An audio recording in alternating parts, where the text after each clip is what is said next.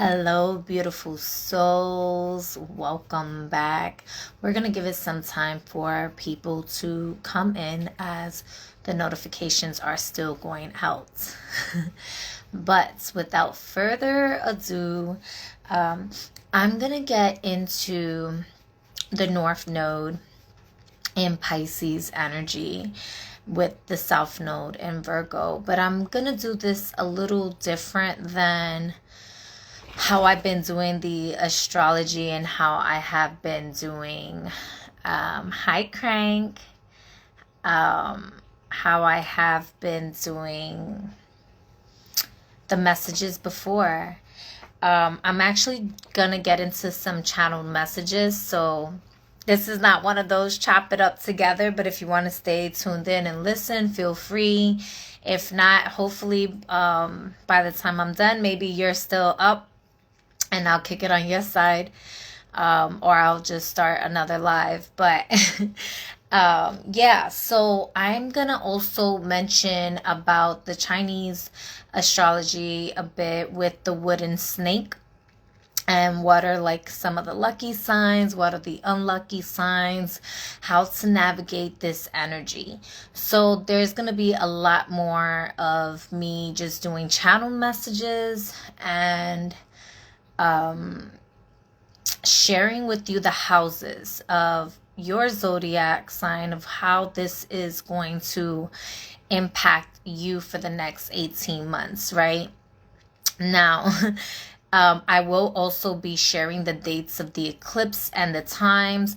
The times I share will be Eastern Standard Time, and so you're going to want to convert that into your time zone.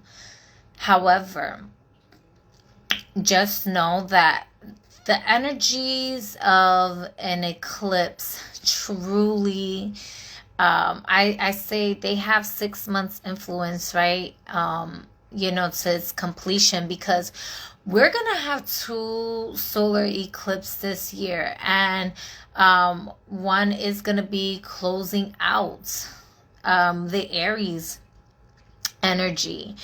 And we were in Aries, the last 18 months in the lunar nodes, right? And that energy was really intense, really much bringing a lot of initiation of separation, of war, war within thyself, war within friendships and within the collective, and just so much isolation and rebuttals of opinions, and it's just so much to go into with that. And I shared already with the Aries eclipse during that time, so I'm not going to make this too much about that, but we are going to get into the importance of that when I get to the dates, and when I share the houses. I don't think I'm going to pull cards. I did get, I didn't get any tarot cards that actually wanted to come out. There were oracle cards that if I do happen to pull, that's where I'm going to be pulling from. So I'm truly allowing myself to be an example of what this energy is going to be looking like, which is being in the full embodiment of what is needed for you at this time, intuitively, spiritually, right? Lately my sleep schedule has been in a whole different cipher, and this Pisces North Node is definitely connected to the astral realm, connected to dream time and sleep and the subconscious mind. And a lot of the times people are gonna feel really tired. However, we have so many planets that are shifting into fire and air, and it wasn't until today, when Spirit was like, you're going to do this in a channeling way, that I realized in the last channel, I mentioned about blowing are breathing into the heart of the fire. And I'm like, there's a lot of fire and air that's happening with the planetary shifts in 2025. And there's gonna be a lot of fire. We are in a 9-year. 9 is a number that is connected to the elements of fire. This is also a year that is connected with Mars, and it's the wooden snake. Our organs are all connected to a certain element. Now, when I get into, like, very briefly, the Chinese zodiac signs, I'm not going to get into all of them. I'm just going to say which are considered the luckiest and which ones are considered the unluckiest ones for this year. However, that's going to be vague and overall general of those signs. Depending on what month is your birthday, the month and day will determine what elements of that sign you are. For example, I am also the year of the snake, right? And so although I was born on the year of the snake, my elements isn't the wooden snake. However, this the year of the snake truly favors itself regardless of what elements it is in, unlike a lot of other traditional Chinese zodiac signs. So for example, maybe you're an ox, right? And the ox, if it was the year of the ox, sometimes depending on the elements, it may not be favorable in its own quote unquote sign for that year. But it's not like that for the snakes. So why am I bringing all of this up when we're supposed to be just talking about the lunar nodes? Because it's all connected. Like, the thing with Pisces is it's truly in the wholeness of oneness, where everything is everything. Literally, everything is everything, and there's the truth and the lies and the truth. It's chaos, it's spiritual, everything is spiritual. It's illusionary, it's projective, it's the escapism, it's the self-sabotaging habits, but it's also the spiritual awareness. It's the the sign of clairvoyance, being able to see and communicate through the spirit realm. And connecting spirit, espiritu, breath.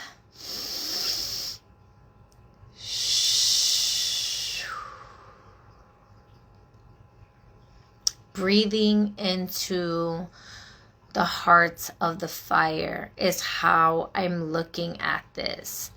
And it, like I said, it wasn't until today. And Spirit said, you are going to be channeling this so that I can, not that I don't channel the other times that I do this, because I do.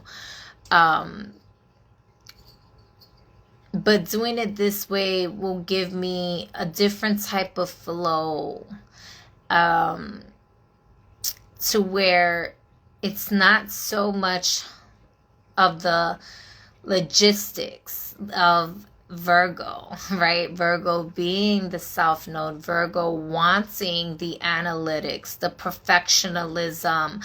It's, this North Node in Pisces is about your creativity and getting out of your own fucking way of the limitations and the boundaries that you have set for yourself. And it can get messy. It's like there's not a strong sense of grounding with this energy. And so the invitation is to allow yourself to flow in that, but also do your best to do some grounding with this energy, to really balance yourself out here without criticizing or judging yourself, right? It's like, you know, that trend, yeah, that is out. We listen and we don't judge. Everyone does that, and it's easier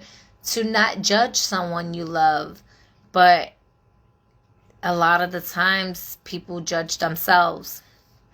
And during this time, you know, we are quantum leaping into through the multiverse simultaneously. And this is something we've always done, but the speed of it is so much faster, because rather than getting blown out, and that was something that I said, I don't remember exactly what I said, if it was like, it's either I blow into the heart of your fire, or I blow into your heart and illuminate the fire of your soul, or if you don't accept me, it's like I'll blow you out, or something like that. I don't recall what was the channeled message.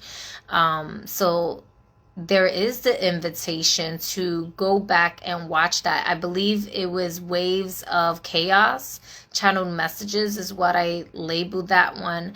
And there was a lot of information that I gave about the lunar nodes with Saturn and Pisces, as well as Venus and Pisces. Even though Venus and Pisces is not going to be there the entire 18 months, Spirit was saying that a lot of the messages that was important, I also shared in those videos. So it's to not continue to like regurgitate information, but allow us to be in the true space of now and embodiment, because this is where the awakenings happen. This is where the creativity happens. This is where the quantum leaping happens, and the healing, right? A lot of the times, everybody's so focused on healing, and Pisces and Virgo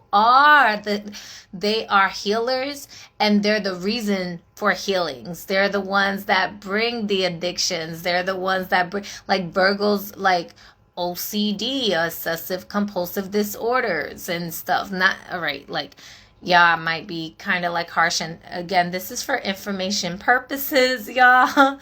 I am not diagnosing anybody just because you have these zodiac signs. Just be here with me now. All right, let's flow with the messages.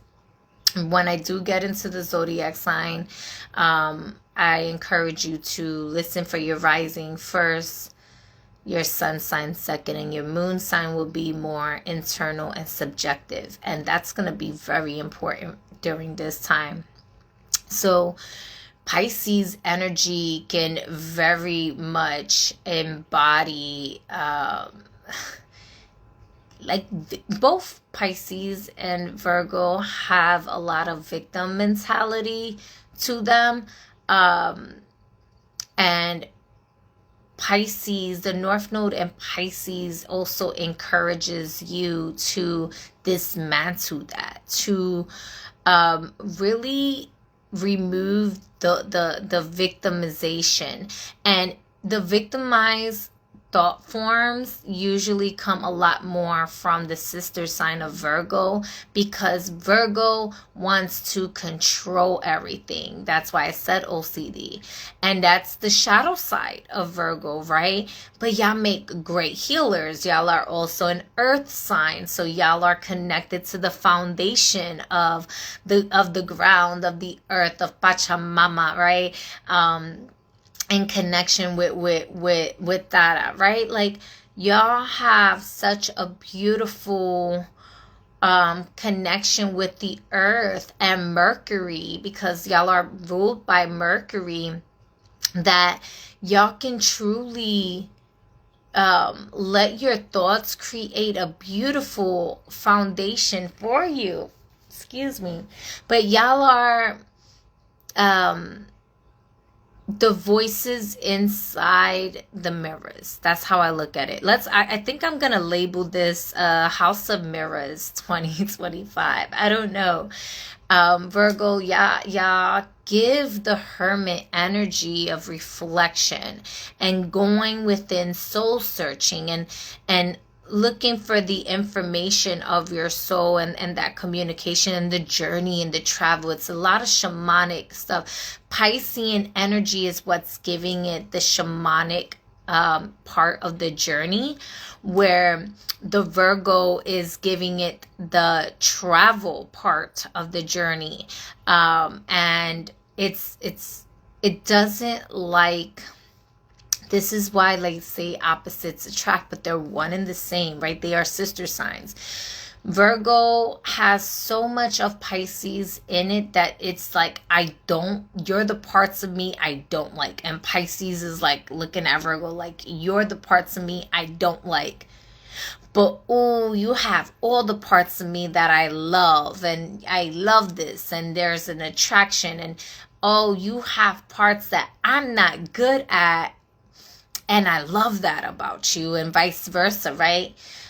So they do complement each other rather than separate each other, but you have to take a person to be in their highest consciousness, to be accepting of the differences, and nurture it in a way that it can see through the polarities and magnetize it into its wholeness, right?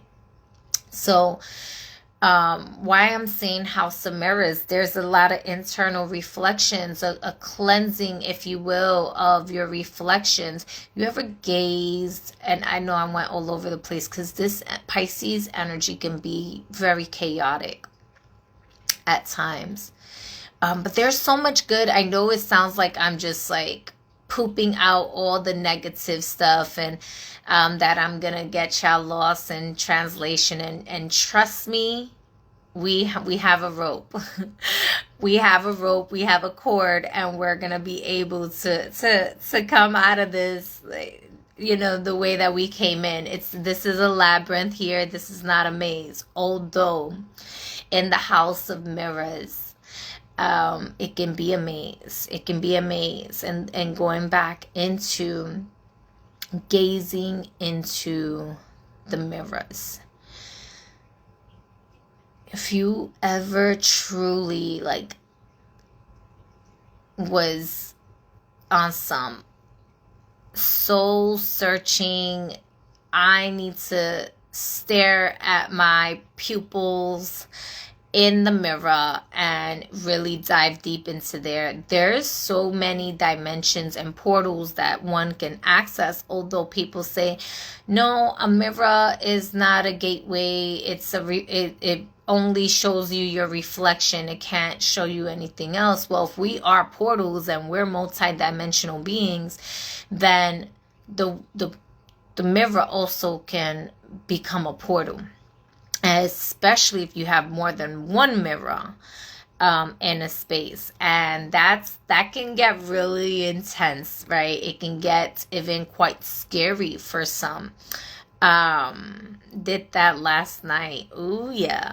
It can get really intense. And Pisces energy, it also is about freedom and liberation, and people may not think about that, but it's like, fuck the boundaries, right? Like, I'm really in a space where I just want to thrive in my dream. I want to have my dream my reality. I'm going to live in my chaos or delusion regardless of what you think about it. And it is when the ways of the world try to reject the Piscean thought forms of thriving in their chaos that they can go into a form of like addictions, right? And that's something that during 2025, it may be really amplified, especially, I'ma just say it, and I'm part of the spiritual community, y'all. But like, in all communities.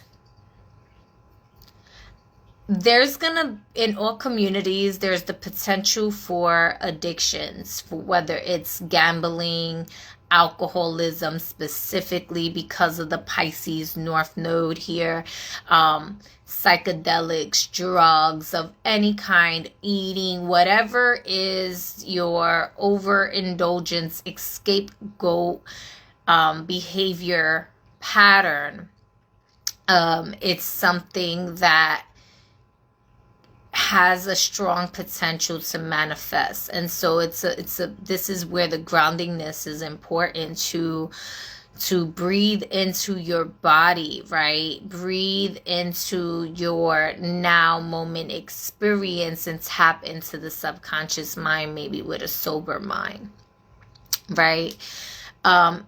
Because people, even in the spiritual community, they scapegoat or spiritually bypass certain rites of passage through working with certain medicines. And while I am one that is really big on plant medicines, I mean, I have my tea here right now, and I'm really big, like people's like, oh, tea, is that plant? Yes, it's a plant and it's a medicine.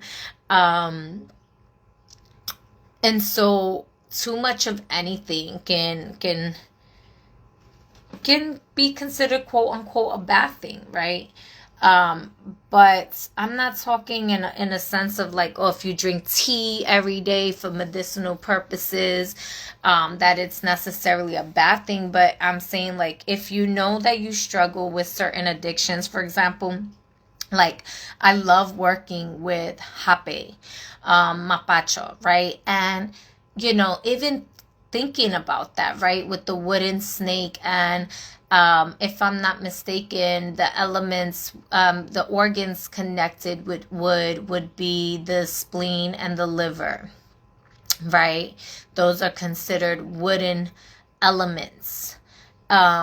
And I'm not sure if the kidneys are, I have to double check, but in Chinese medicine, they have their certain elements to them. Excuse me, I have something in my eye. And tobacco is connected to the liver, and it's connected to Mars also. And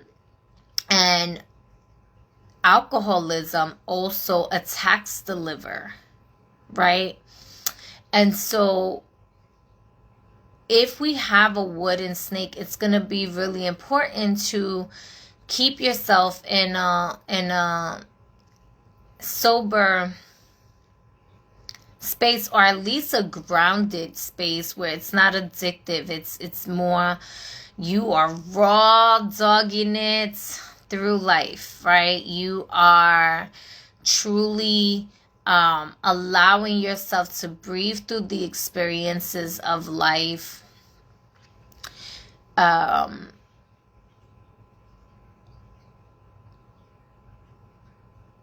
What's that saying? Yeah.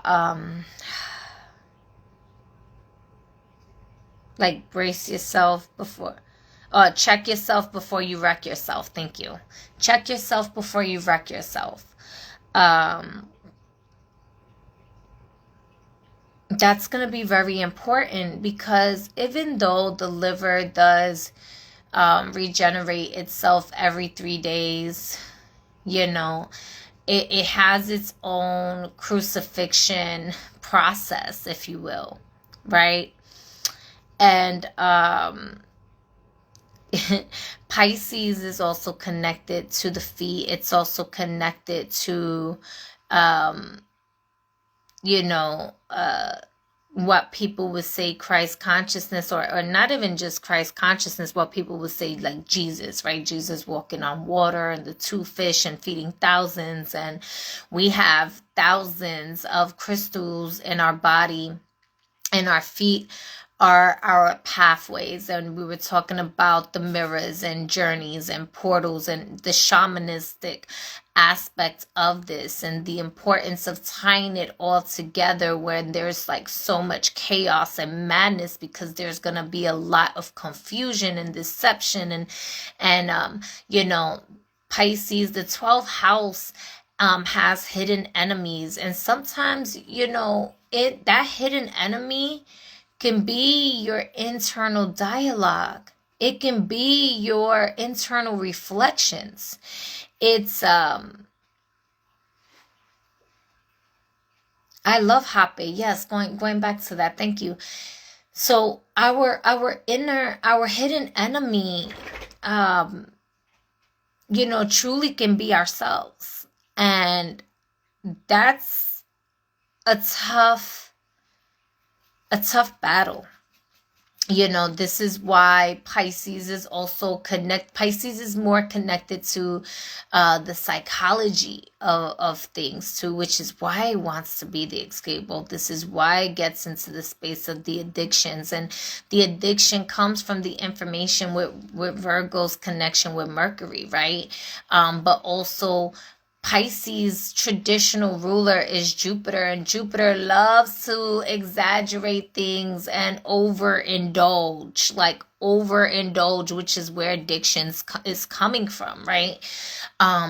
Where Neptune energy to it is more about the illusions and the dream time. And Pisces is ruled by both. It's traditionally ruled by Jupiter, which is currently in retrograde in the sign of Gemini, which is in his detriment. So there's a lot of information that it's more talking than it's realization for most people. It's like, I said this earlier, and it was like, I'm not sure if it was in a meme or a reel, but I heard it and I was like, ooh, felt so real.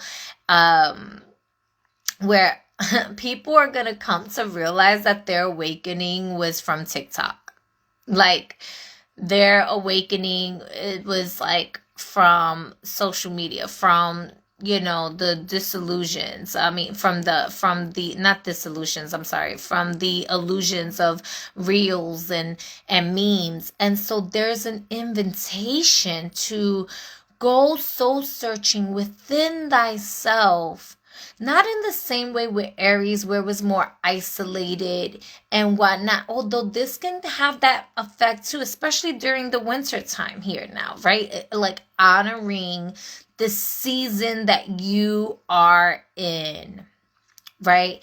And taking that journey to go within your house of mirrors and look at the different faculties or different personalities that you have reflecting back at you, as well as allowing yourself to activate any dormant abilities that was from a quote unquote past life. Because when you are in the now moment, you are in the quantum field, you are in the quantum realm. And so you truly do not have to stay trapped into an old storyline. And that is part of what Spirit wanted to share, because we get caught up with, the feet and Pisces and Jesus and the revelations. Yes, the revelation is here. It's now. It's now. There's so much symbolism that is happening simultaneously on multiple dimensions, and you're gonna have to allow yourself to not get so caught up in the illusions that is being projected out, and allow yourself to be more in tune with your intuition and your soul's purpose, right? If you're gonna have to also let go of control. And I don't like to tell people what you have to do. So I don't even know why I'm wording it that way. Like, you have to, you're gonna have to. Like, you don't gotta have to nothing. You do whatever the fuck you want to do. But I'm just saying, as I am channeling here, that's how it's coming through. Like, you're going to have to. You're going to have to be in tune with your intuition, with the wholeness of your mind, or you're going to spiral into another dimension and frequency, and that can be a loop, right? And it may be difficult for you to come out of the fun house, of the house of mirrors. The mind may be a maze to you rather than a labyrinth. Thank you. That's where we were going with it, because you want to allow yourself to be able to be so in tune with the Most High and your highest consciousness that even if it was a maze, it will the traps will be gone, and you will literally go in and out as if you were just walking a labyrinth. And a labyrinth has one way in and one way out, and it's about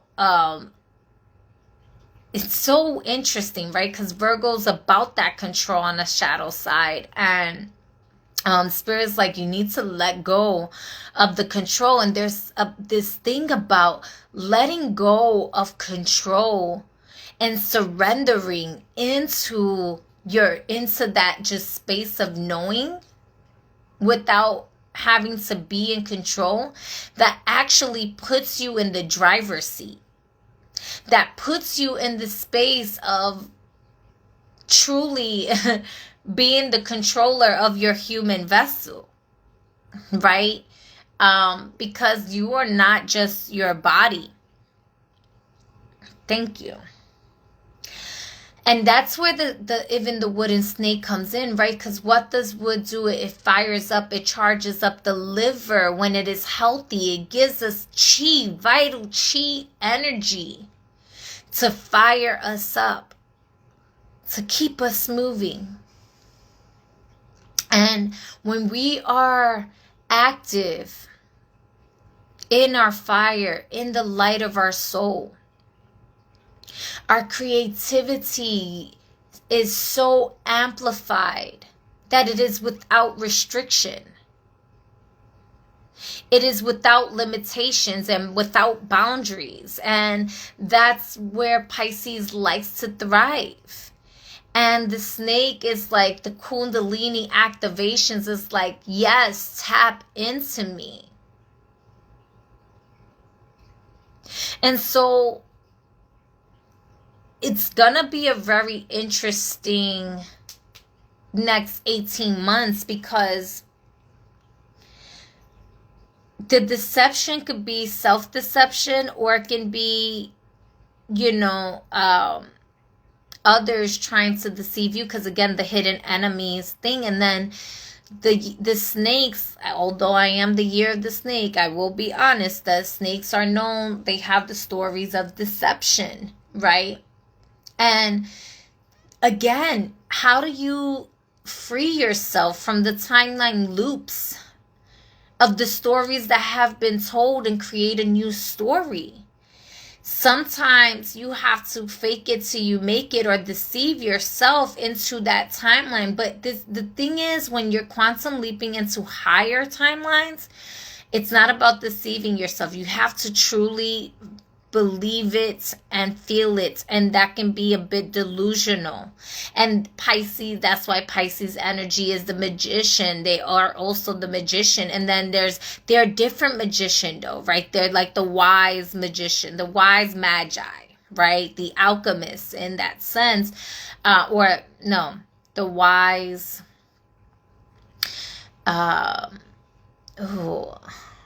it's kind of like a magician. What's the other word? I'm going to just say wise magi for right now. But that's not the word I'm looking for. And then Virgo will be the alchemist. Virgo will be the magician in the sense of like Mercury, right? Mercury being the magi, the magician that communicates with all the elements, communicates with through the spirit realm, right? Through the air. So Virgo has an air element to it, even though it's earth. It gives that oxygen to the waters. And the waters, earth is primarily made up of water. But earth also has groundingness and foundation. It brings from the subconscious mind into the material realm. But Virgo's going to be in the south node. So there's going to be a sense of feeling defeated, a sense of feeling like, there's no ground. It's all just water. Water's beautiful. Water is life, water is healing, water is cleansing. But when there's no groundingness to the foundation, there's going to be a lot of dissolution. And that goes with physical being, the body going to rest. Whether this is to take a nap, to go to sleep, or actually transition out from like having outer body experiences into the astral realm, or actual death, right? And transformation. Like, we just have to fucking keep it real, right?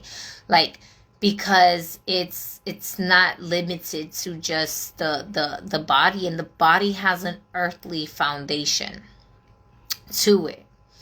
And so if you can meet yourself in the middle, you can allow yourself to surrender to the pace and the course that is for your soul's highest and greatest good via your intuition, the intuitive mind. Utilizing the Virgo access for what it is that you need to release from your foundation with the power and the strength of Pisces dissolution. Rather than scapegoating out, you utilize it in a way that you are in tune with the oracle within. Some of you, this is an invitation to connect with other oracles. This is an invitation to get like healing sessions, right? Some of you, this is invitations to get into some sort of like hypnosis and stuff like that. But again, you're going to have to know and trust yourself rather than try to control the situation.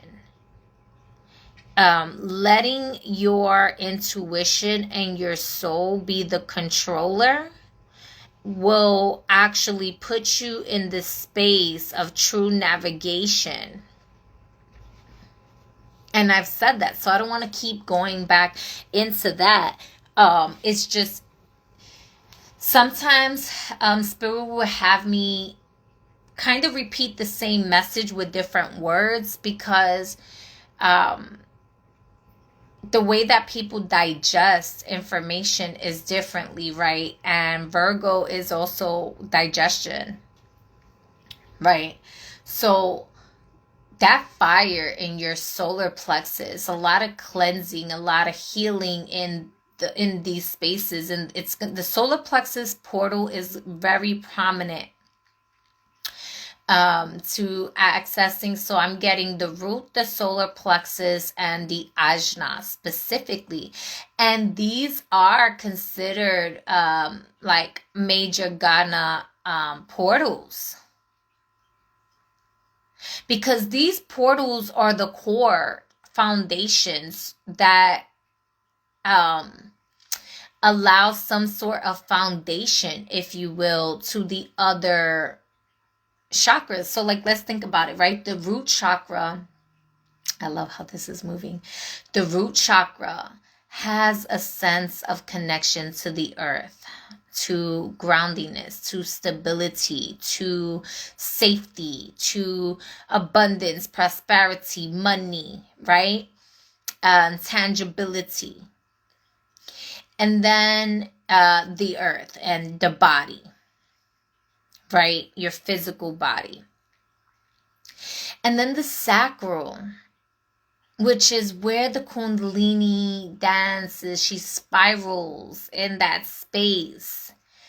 And she's in the space of water. She's in the space of memories.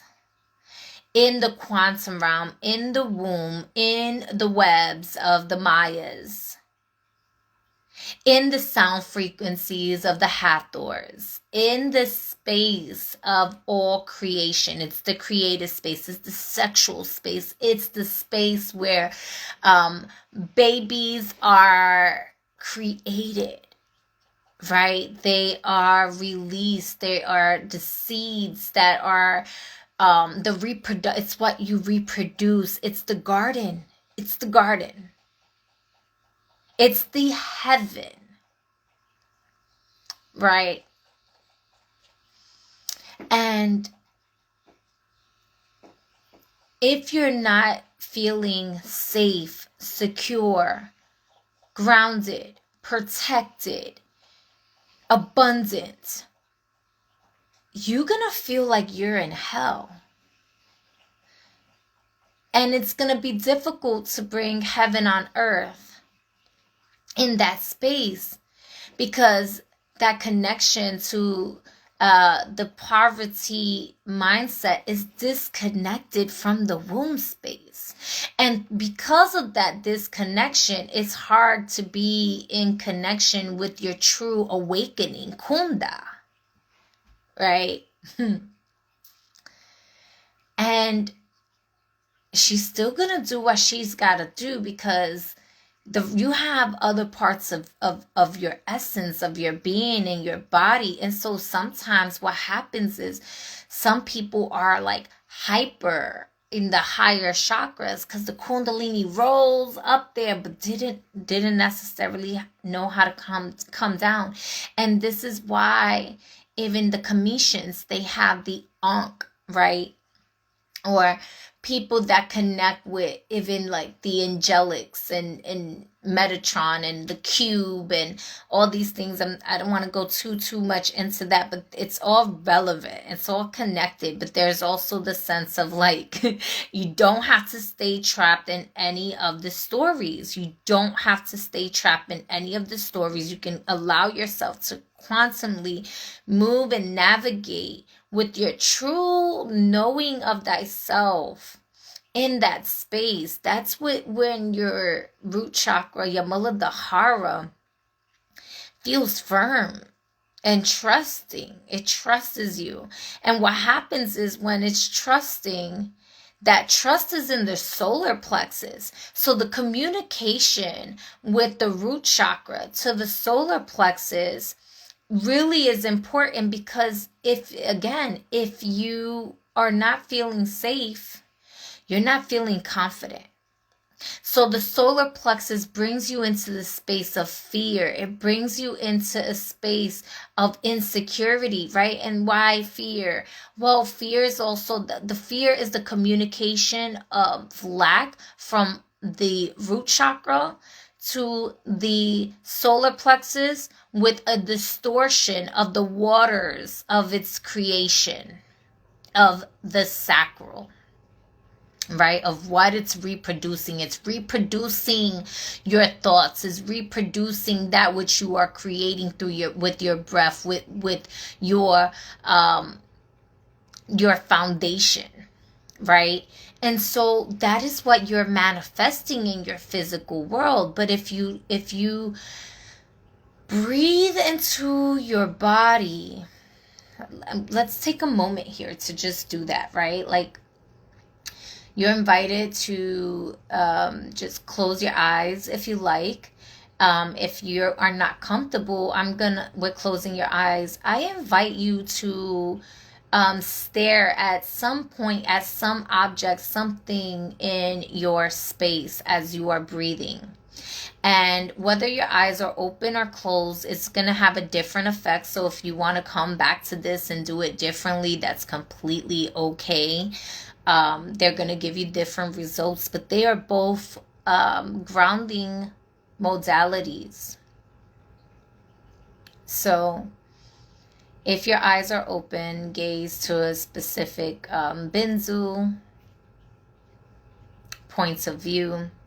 If your eyes are closed, just allow yourself to be in tune inwardly.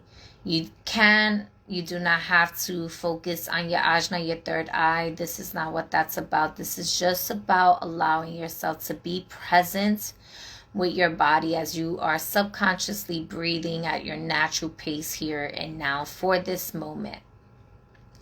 And in just a moment, I will tell you when we would take conscious breaths together. So while we are just breathing naturally, but keeping our eyes open or closed, this allows for the breath to navigate subconsciously in the areas in your body. And you could just scan by feeling what parts of your body don't overthink it, don't complicate it, just be.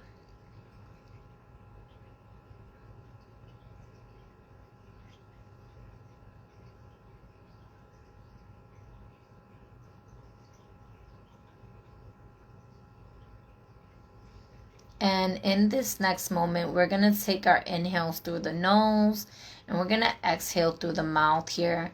When you take an inhale, we're going to count down from 3 to 1. When I get to 1, we're going to inhale. In that inhale, I want you to truly sink into your body. 3, 2, 1. Deep inhale. Hold.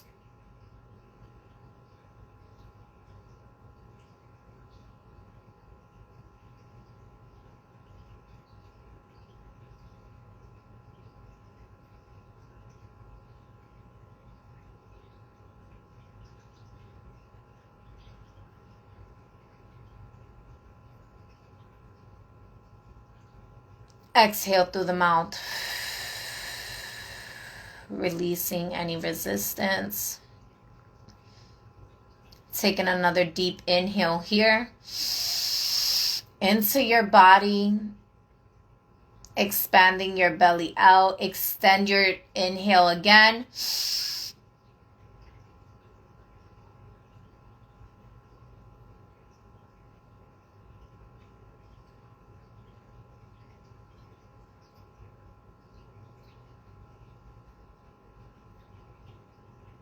Exhale through the mouth,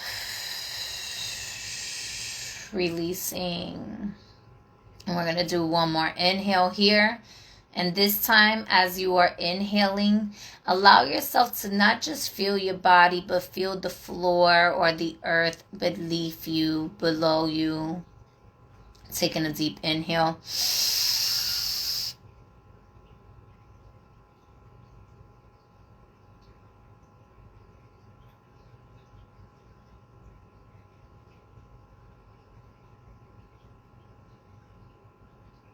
Feeling the connection with your body and the earth. Hold your inhale, hold it, or take a deeper inhale.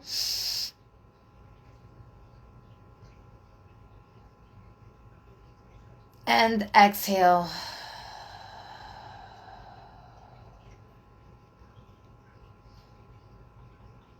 If your eyes are open, you could allow yourself to blink. And allow yourself to focus again on that benzu and notice if the color frequency has changed in the room. You can feel free to blink and move your eyes as much as you need now. If your eyes are closed, you could allow yourself to open your eyes at this time. And notice, just an awareness, if the color frequencies in your space have shifted in any way.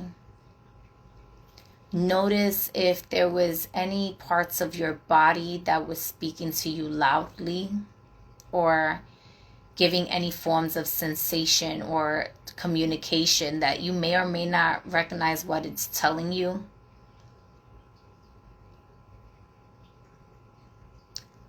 Pay attention to the sound frequencies in your space. Is it low? Is it loud?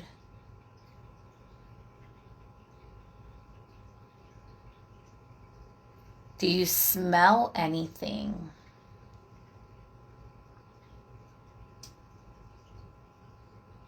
What are you tasting?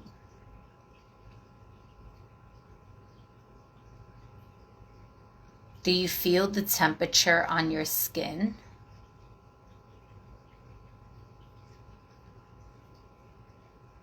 Being in connection with your senses, your physical senses, your sight, your hearing, your smelling, your tasting, your feeling, your touching. What are you touching?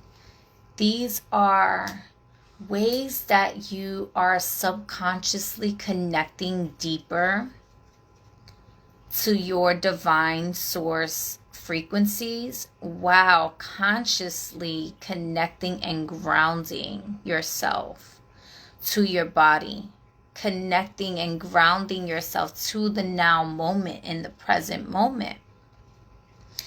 I would like to hear from y'all in the comments. How are y'all feeling right now from that short practice? That's a short meditation, but so powerful. And I'll read them as y'all write them. I'm going to invite you to drink water if you have water here, or tea. If not, please don't forget to drink some.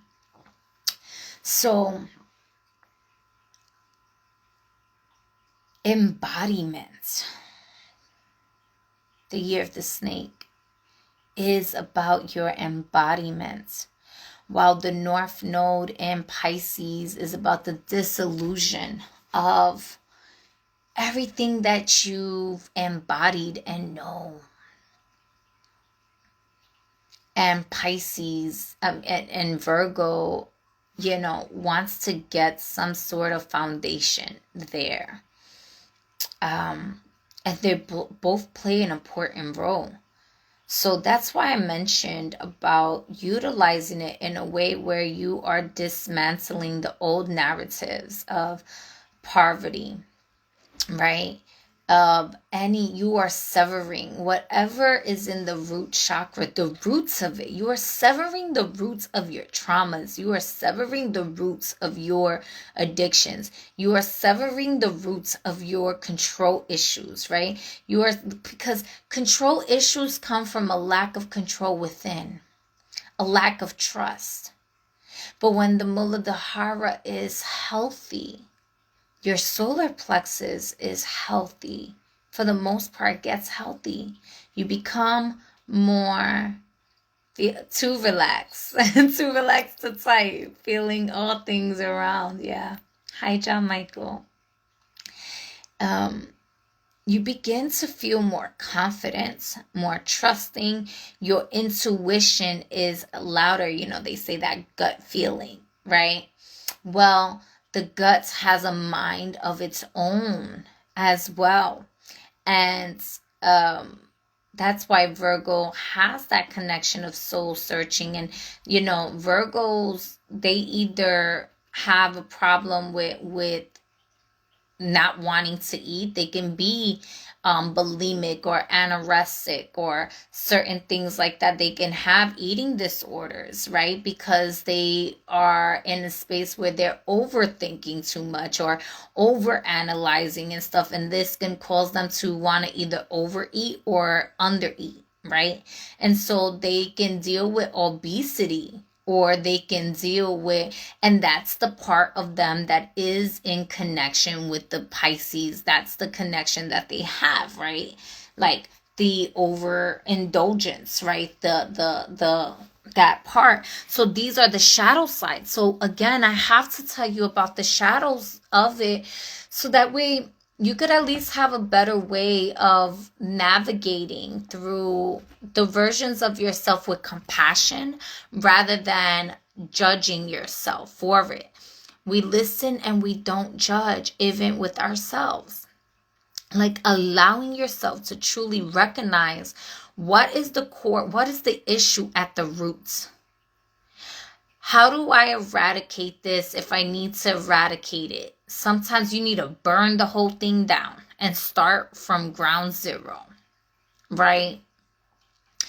And allow yourself to let that fire, that chi, that fire of purification to spark up the kundalini to want to spiral upwards and even down within and all around, and be in a space where she is safe to travel through all realms and dimensions of your existence with you together. In that space. And so going up when the solar plexus is confident and it's in that, what happens? It activates parts of the heart, right? Because the heart just wants to love, and your heart is your magnetism. So while the sacrum is truly a space of reproducing and bringing your manifestations to come through, it's the heart that magnetically attracts that and draws it in.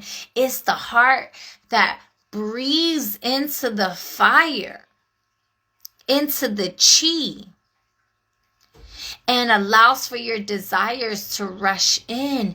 It's the space where the compassion exists. It's the space where you can have your heart as light as a feather and be in the space of self-love, because it takes a self-love to be in a space of confidence.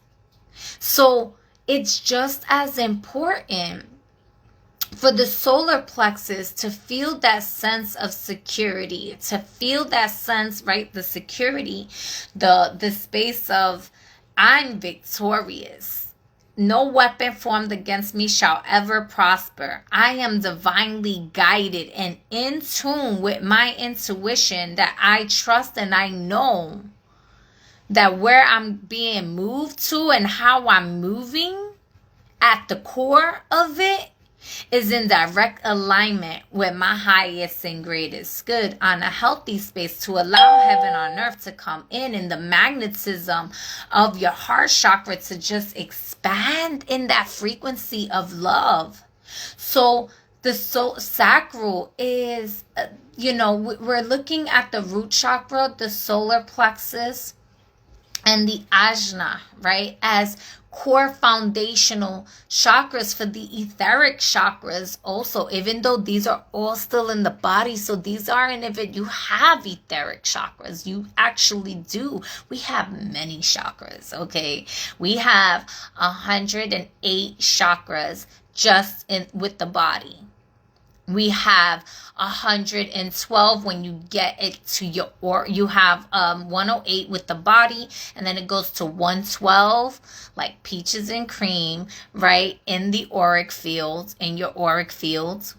And then they even multiply from there to the etheric body. And then they even multiply depending on how many times you've had outer body experiences. And this is where, going into the shamanic journey of,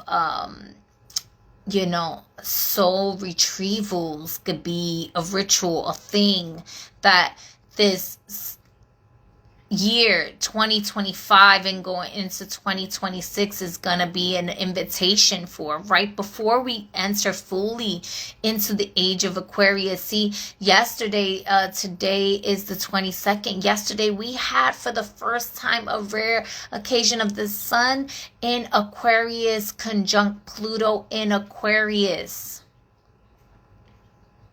which is the activator. And we have already had Saturn going in and out from Capricorn to Aquarius. Right, that was Pluto. in that space, right? Saturn is in Pisces right now. So that's where it's going to be certain the solutions of restrictions. But there's a thing about power here. There's a thing about control. And that's why Virgo has to be in the South Node right now. See, the Most High, Most Divine makes no mistakes. Right? And so whether you believe in the astrology or not, or you're just curious about it, it is divinely orchestrated. And that is part of the fucking real. That is part of the illusion, right? It's all a perfect design to give you validation and confirmation from your subconscious realm.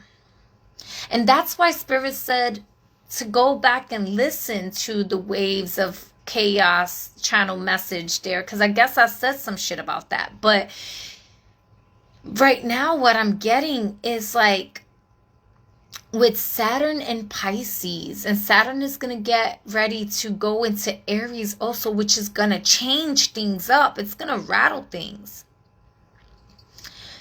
Virgo with Pisces moon. Ooh, this is really like influencing or connecting with you.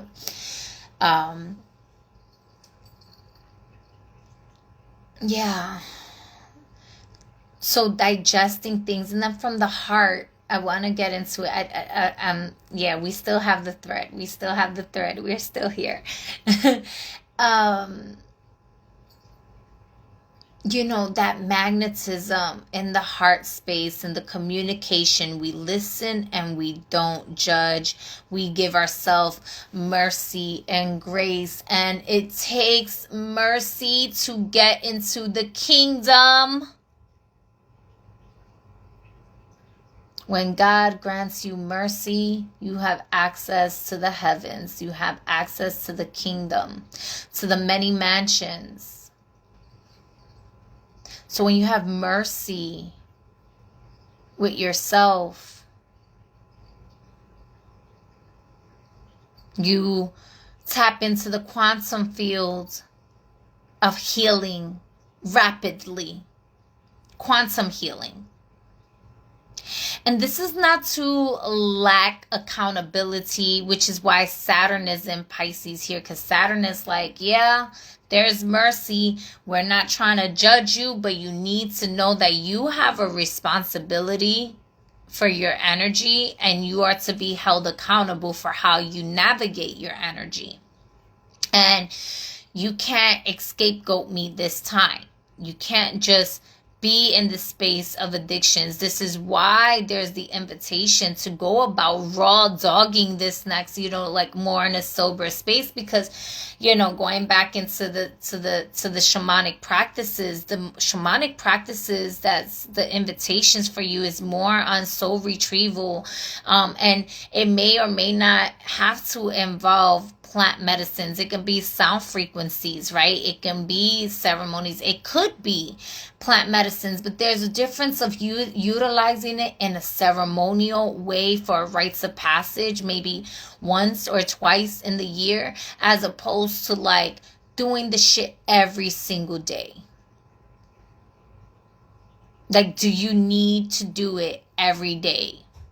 So like, for example, just because I do Hape ceremonies does not mean I do Hape every single day. Does not mean that. And when I'm doing my rites of passage with Hape, sometimes I go on a 21-day journey with Hape. I'm doing it every day for 21 days or maybe 3 months. And then I won't touch it for the rest of the year.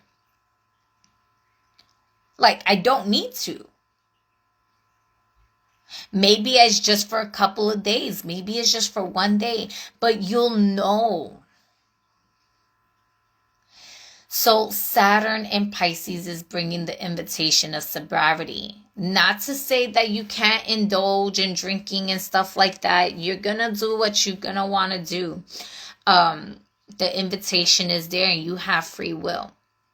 So it's just reminders. And then when Saturn goes into Aries, a lot of people that's more when they're going to feel really frustrated and angry, and the emotions are going to go wild, and they're going to want to scapegoat. And so there's, we can give thanks for the healthy discernment and boundaries that Saturn is putting with Pisces in this moment right now. Because when it makes that shift, you're really gonna be in your independent state, the head of the household, if you will, house being the home where your heart is, the temple. And so,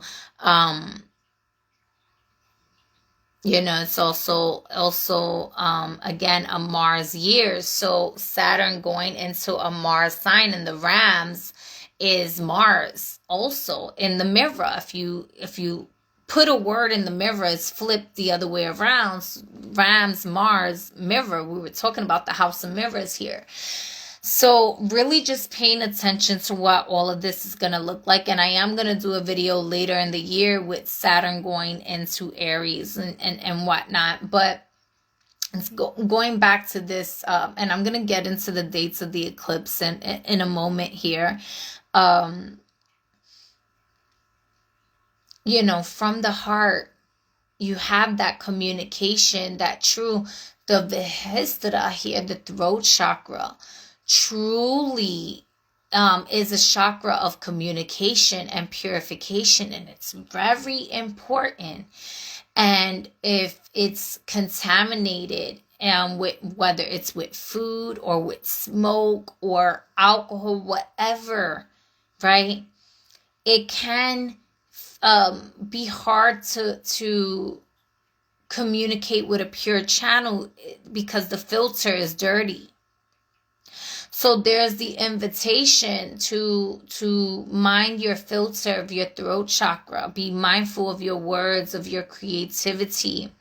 Be mindful of your connection with the sound. This is where Virgo and Mercury's energy, right? It's like, even though this is Taurus, it's still the connection of communication. And why that's important right now, as I mentioned, Jupiter is in a mercurial sign. Jupiter is in Gemini, and it's detriment, and it's retrograde. So the information is not properly researched and filtered. There's a lot of information out there, but there's still more information that needs to be researched or to come out to fully be in its true source of purity, of pure fact or pure information, right?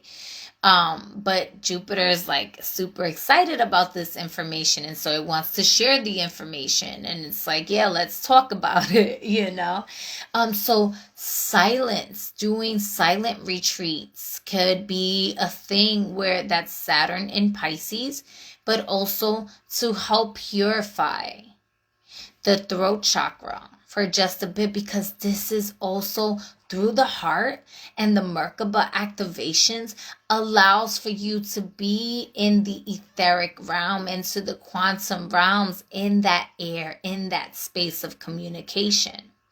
And the ajna, having those chakras cleansed in that way or aligned in that way, is activated with the true sights and the clear visions of what is in the quantum field, what is in the astral realm, what is in the spirit realm. Seeing through the veil, seeing through the illusions, through the false light, through the mayas, right?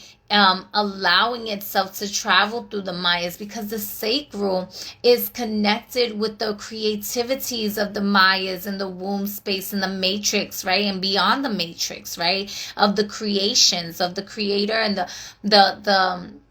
Maatian energies, if you will, and the heart also says, oh yeah, baby, we creating a baby, we gonna make love to this experience. I want you to have a cosmic orgasmic bliss. And so the pituitary gland and the pineal gland make that crucifix love, right? We were talking about the liver here. We were talking about, so there's gonna be a lot of awakenings that's happening here. But for those of you who ever had an awakening, y'all know that when the ego gets in a space of disillusion, it can feel like a sense of psychosis. It can feel really uncomfortable and scary and like confusing even, because now you're getting to this new level that you haven't accessed before, but you have in many minute little ways throughout the years, right?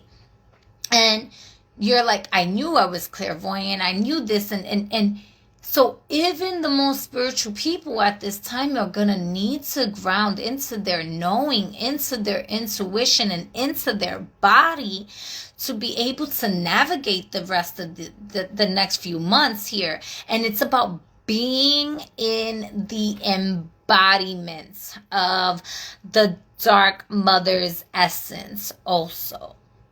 And that is, if you have to have a drink of gin and juice, or you have to have water, right?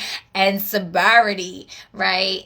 And it's really important for you to know what is for you at this time to navigate through, for your integration, for your proper soul retrieval connection to the timeline, in which is the new story that you are writing, in which is in the area of the ego's unknown, but the soul's knowing.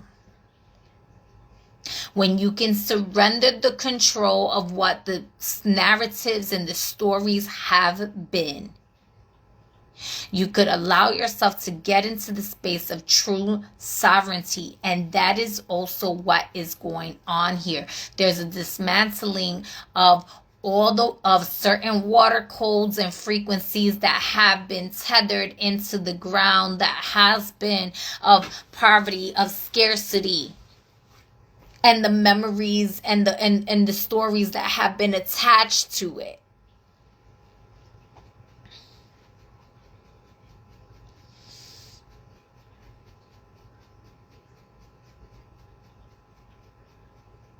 Allowing yourself to be in tune with not just being the captain of the ship, but being the fisherman at the same time, to self-sustain, to know how to be able to catch fish when you need to fucking eat. And that's metaphorically. I mean, unless you really want to go fishing or something like that, you know, but like, and then there's a thing of like the narrative of like, you know, with the land and the farming and all these labels and all these things, and they serve beautiful purposes. And this is why with the North Node in Pisces is fucking chaotic, because it's like, fuck the labels. And if you thought about situationships before and you were frustrated, like, what the fuck is a relationship without a label? Are we in a situationship? Are we in like, what is our relation? What is the label here, right? And then there's also the like, Virgo is like, yeah, what is this? Let's get grounded to this. But there's also the dissolution of those situationships that wasn't serving you, and it was drowning you, and it was anchoring you into stagnation and into murky waters, and into a space where your dreams weren't becoming your reality, and you couldn't see the vision anymore, and you were third eye blind. Right? And when you have a foundation where your Ajna, it allows for your crown chakra to navigate into the body, all the spiritual information effortlessly, to where the telepathy and soul collective consciousness is in a vibration where you're grounded also with your root chakra, with your earth. And you don't have to suffer the experiences of a spiritual psychosis or mental psychosis or a breakdown, because these are experiences that are going to be very prominent within the next 18 months. And I affirm and pray that those that are here watching, whether live or on the replay, like, that you have the awareness to be so in love with yourself that you take care to listen to your intuition, that you take care of nurturing yourself at this time. Dive deep into your waters. And you know, I'm saying this, but even me, like, there's been times I've been like just getting the message of just like rest and relax, and you know, and that's why it's been taking me time to do these lives and everything like that, because it's like, okay, and then I could definitely dive deeper into meditation, right? And it's been real the past few weeks. She has a Virgo North Node, so it's the other way around, but it's still just as important, right? So we're going to get into the dates here. So I did write down the dates here. So on March 14, we are going to have, and so for those of you that don't know, with the lunar nodes, right, it's not, these are calculations in astrology that we use here for certain shifts. It's where the ecliptic point happens in the Taurus field, and how it determines how the eclipses are going to be. Excuse me, kind of all over the place. Let me take a sip here.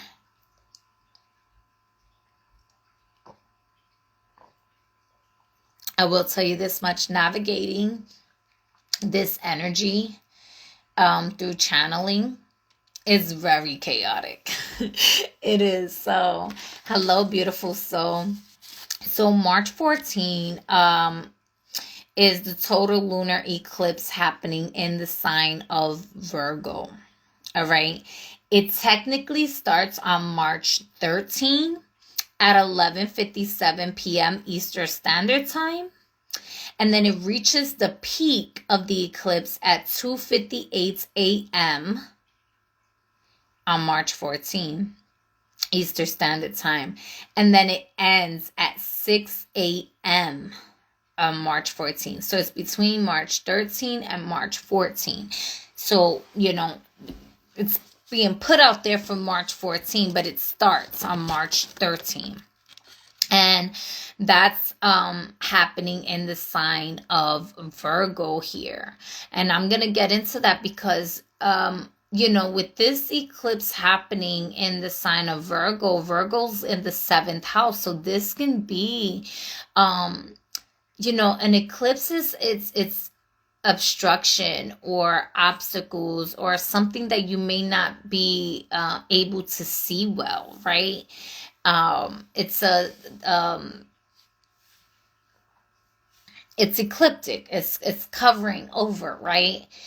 So it's kind of like that blind side, right? Blindsided. So, is that a Friday? Friday the 13th? If March 13 is a Friday, then yes, it starts at Friday the 13th, which makes sense why Spirit wanted me to talk about the wooden snake with this energy here. So interesting. I didn't actually look at the calendar. I just wrote down the dates. So with that, that's the ecliptic. That's with the South Node here. And that's going to happen in the 7th house, right, of the collective. And so relationships, many faded relationships can happen at this time. But I'll be honest, it's, you know, these relationships can very much be faded connections and soulmates from whether it's past life or, you know, needed for the future, whatever it may be. They are serving a faded connection for sure. This is a faded connection. However, if it's severing a relationship, let that shit, and if there's a divorce that needs to be done, do it. If there's a severing of cords and relationships, do it. Whatever wants to be fatedly released from your life at this time, you gonna wanna do it. All right. If energy wants to come in, I would say it's a Thursday. Okay. Take your time. Take your time. Don't even rush the freaking process because, well, romance and Pisces energy is really sensual and sexual and likes to play with fantasies and fulfilling fantasies. It could even feed you a dream. It can sell you a dream. It could, give you the world in their hand and may or may not fulfill that prophecy. In certain cases, not to say that anyone that's a Pisces is like that. I'm saying with this energy, and that's the Neptunian side, right? And the Jupiter is very optimistic of it, right? So this is where that energy can be, because Neptune could be deception. Like Neptunes create mirages, right? So like if you're in a desert and you're dehydrated and you're looking for water, at some point the illusion of that the sun rays is creating a mirage, like there's a water fountain there, and you come to realize, oh my gosh, this is just more sand, and I'm dehydrating myself more. It's actually killing me. This is not helping me. And you come and you look, and the desert is actually a person that you've been in relation with, right? Sometimes it's the man in the mirror, but that's gonna really be more of your external relationships and faded experiences there of what it is that you need to heal. What are you releasing? It's the South Node, so you're really going to see how, what are your daily routines? What are your pattern? What your work is looking like? This could be a lot of major shifts with people's work foundation even, right? Business contracts, collaborations. So this, whether good, bad, or indifferent, that's for you to experience. Because for some of you, this is divorces, and for some of you, this is marriages, But when it's in the South Node and Virgo, is to know that this is coming with some healing. The fate of it is for healing, to really look at your daily routines and what may come with that, right? Then we have March 29, which is the partial solar eclipse that's going to be closing out the eclipses, Aries, right? So going full circle with the last eclipse that happened with Aries, and really just putting this closure energy here. It's closing it out. That starts at 6:13 a.m. and it ends at 7:17 a.m. And then we have September 7 is going to be the longest eclipse duration of this year, and the longest since 2022, right? So September 7, this is happening at 11:28 a.m. and the peak is at 2:52 p.m. and it ends at 4:55 p.m. And this eclipse is a total lunar eclipse in the sign of Pisces. So this is the North Node eclipse, and the duration of the peak is going to be 1 hour and 22 minutes, which is a very long time for an eclipse to happen, a total eclipse to happen. So during this hour and 22 minutes, of this total eclipse in Pisces. This is a long time of going into the chaos realm, of going into the deep, deep, dark depths of the divine mother essence, right? And going into pure potential of what it is that you want to create. This is the portal in which you truly, and that's why I mentioned Pluto Sun conjunction being an activation for the times of Aquarius, and the new and the authentic and the true essence of your being in the whole collective consciousness. Well, Pisces total eclipse happening on September 7th is giving you that. It's a long time period for an eclipse here to go through the portal of pure potential and creativity. We have access to this every day, all the time, through the subconscious realms. But when these portals are happening on a collective level rather than just on an individual level, massive shifts can happen and change in the world, because this is where we collectively, our collective consciousness comes together in agreement into a space and creating that portal. Now,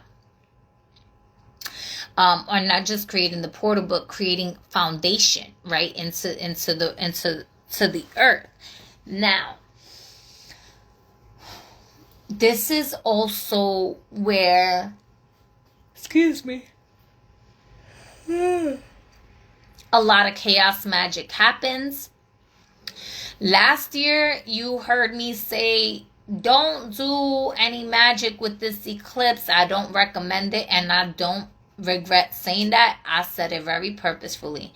This year, I know a lot of people feel the opposite. I feel like this is a best time to create. You want to take advantage of this portal. You want to go into the deep depths of your creativity and tap into your soul and take everything that belongs to you and release what doesn't belong to you, and take back all the shit that was stolen from you and create a new narrative that is not a time. And this is in the space where it's uncomfortable also, because again, the ego doesn't know what it doesn't know in the unknown, but the soul knows it all. And creating and writing a new narrative means breaking out of the loops of the stories and narratives that have been told for centuries and eons and lives of our souls, right? So pure potentiality. I definitely got to look more into the planetary shifts for that day, but I feel like it's a great time to create. It's a great time to tap into your magic, to tap into your wisdom, to tap into, that goddess essence, that primordial essence. You have this access here. It can be tough. It can be scary for some people, and so use your discernment how you want to go about this, right? But this time around, I'm gonna say tap into your magic and go do the damn thing. Do it. Every eclipse, like I mentioned last year with the eclipse in Aries, like I said, usually sometimes I say, utilize that energy, go outside, but for some reason with certain ones, I'm just like, no, and I listen to that, right? So use your intuition. If your intuition says, no, we're not gonna touch this one, we're just gonna let our soul navigate us subconsciously with it, then so be it, right? Then so be it. And it's not to say that you can't put yourself in like a hypnotic state to subconsciously navigate through it, either consciously putting yourself in a hypnosis state, but also putting some shields and protection, and maybe have, somebody there with you, just to, watch over like your body and stuff like that, in a sacred manner. Okay, and then we have, excuse me. September 21st is the partial solar eclipse ending the transit with Libra South Node. So closing that out, right? And that's going to happen at 1:29 p.m. The peak is going to happen at 3:41 p.m. and then it ends at 5:53 p.m. So I'm just going over these really quick and fast and stuff like that because I am going to do videos as time goes on talking about these, right? And so this is just more for like your reference while you're here, while you watching, you know. And so on January 29 until February 16 is going to be the activation of the wooden snake. And the luckiest, the signs considered the luckiest will be the ox, the dragon, the snake, the rat, and the rooster. And then the ones that are considered the unluckiest would be the tiger, the dog, and the pig, especially the pig. The pig is considered the enemy of the snake. And so if you are the tiger, you know, one of the biggest difficulties you may experience is like a lot of defamation of character or gossip or self-sabotaging in that way. There's a lot of you know, putting down your character and your demeanor and challenging that and really like, are you really a strong tiger and all of that type of energy. And so your invitation is to like not gossip, not because it could even be you being the gossiper, you telling lies, people telling lies on you and stuff like that, and really needing to go into deep reflection in regards to you know, this deception, to this, are you a deceiver, are you a trickster, or do you trick yourself, have you been in the space of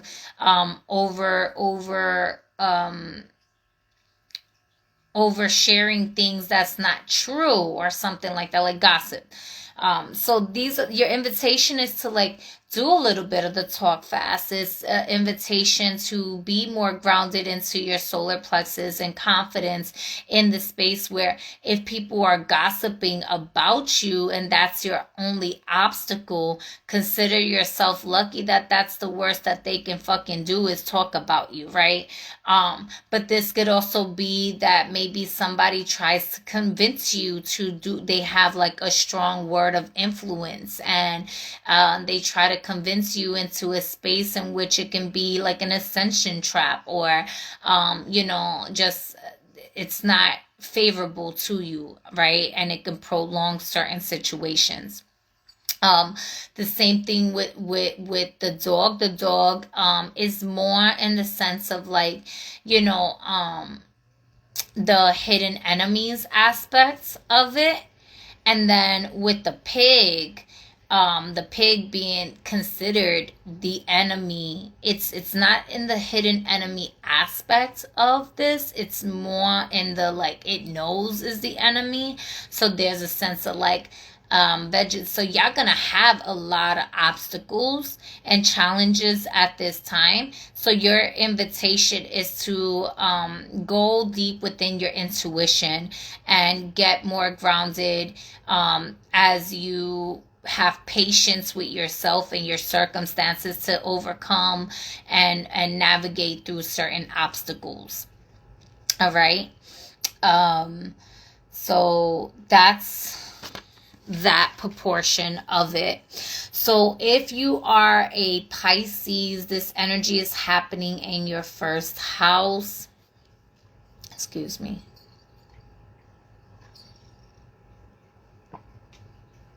Which is the body. So again, being in the embodiments.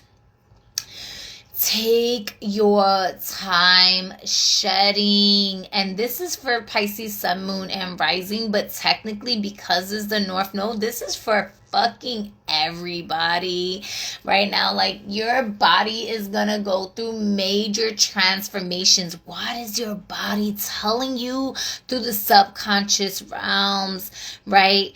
A snake, when it's shedding, it takes its time, and sometimes it fasts, right? It doesn't want to necessarily eat, right? It's like, I ate all the food I needed to eat to grow in that moment, and I just need a moment to rest. Because my body is telling me to rest right now as I am preparing and I'm stretching into newness. I'm stretching into a new body. I'm stretching into this new space. So really listening to the body. And when the body is saying be active and move, you know how to move like a smooth criminal, right? Yeah. It's a big shift for the physical here and your physical foundation. And for some of you, this is making major changes, right, for your body. This could be accidents or something pertaining to the body. So you want to be extra careful. And in the same token, this is saying that your body's sensory is going to be amplified. Because your senses, a snake is so grounded to the earth that its senses, its hearing of vibration and feeling and smell, it's amplified. Now, there may be a thing about light bothering your eyes, or a shift in light. So I would recommend, especially if you're already wearing glasses, but if you have a lot of work that you do on a computer or something, I'm going to recommend, because the first house is the body, but it's also ruled with the ram, the head, right? So you want to be mindful of like headaches, head injuries, but the eyes, even though it's connected to other body parts, is still in the head. And it's your ocular, your visions, right? Neptune visions and everything like that. So I think, what is it? The blue light glasses. I would recommend that you invest in some blue light glasses if you're always in front of a screen, to kind of just like protect your eyes at this time. This could also be that, like, as we mentioned with the mirage, like everything that you see may not be there. There could be certain tricks and illusions, and this goes even with your body here. And again, sometimes the hidden enemy is within the body, right?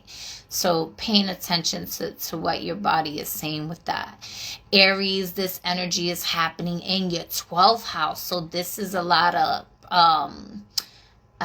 premonitions. This is a lot of visions, being the oracle, being in the space of relaxing, getting yourself to relax, getting yourself into deeper meditation, allowing yourself to get the rest that is needed for you, as you're always being a warrior, you're always being in a space of like to calm your anxieties.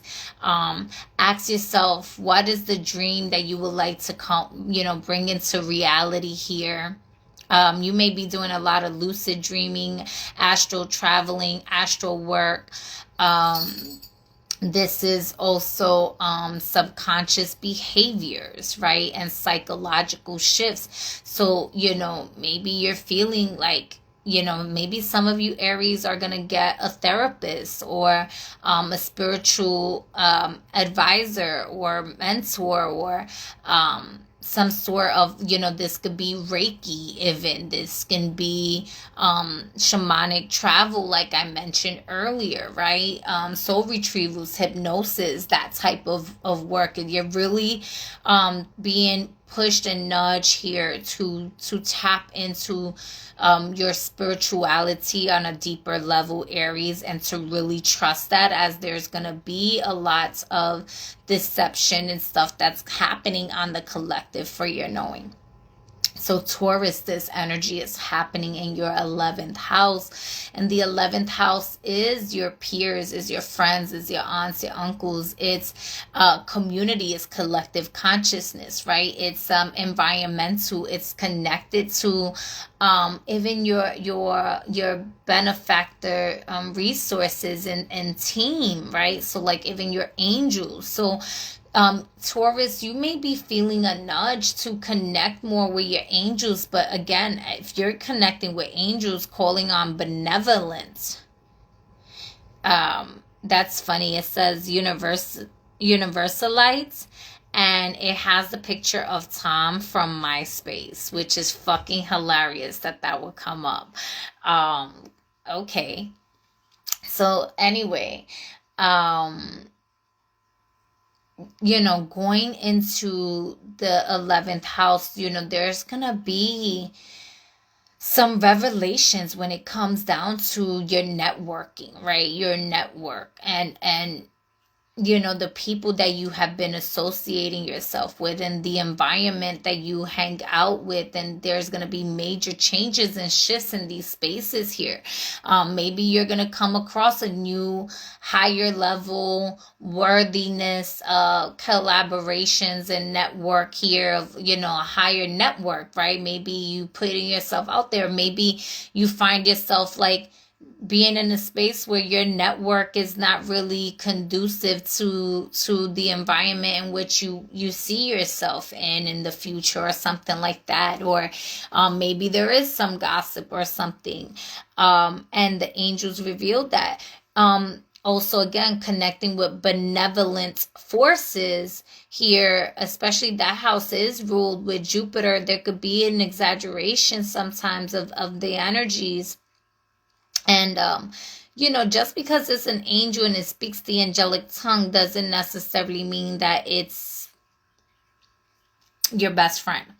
And so,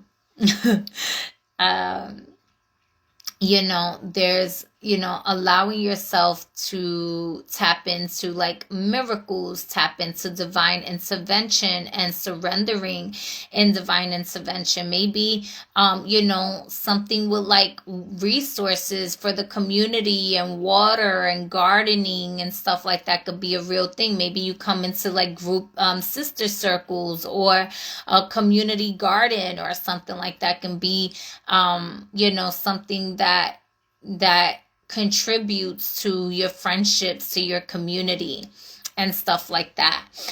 Gemini, this energy is happening in your 10th house, and there could be certain challenges or deception when it comes down to, or obstacles when it comes down to your career. But this is also an opportunity for you to make major fated shifts and changes in your career. This is, the opportunity for you to get recognition in the areas that you wasn't getting recognition before. Or this could even be that somebody challenges your reputation even and tries to create some sort of deception and defamation of character. And you're like, whoa, what the fuck? That's not even me. That's not how I operate. And you're going to have to like clear that energy out and stand 10 toes down and ground on the ground and own who you truly are and tap into your spiritual practices and knowing and prayer and affirmations and commandment to clear and dismantle any distortions, anything that jeopardizes your connection with your career. For some of you, this is just a major shift in your career. This could be, like I mentioned, if it's something about recognition, then you're gonna be getting, maybe a higher pay raise or something like that, right? Water currency event. This could also be an inheritance or marriage or something that comes in, something long-term, something generational. This could be, you coming into some new or rewriting contracts, renegotiating even. right? That can be something that's playing a big part for you.